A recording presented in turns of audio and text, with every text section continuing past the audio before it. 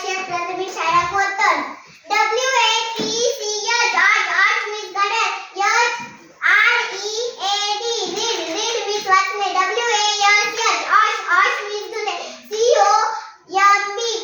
comb means कंगवा. nice means छान. move means हलणे. feel मीन्स जाणवणे. sky मीन्स आकाश. pool मीन्स जलाशय. swim मीन्स पोहणे.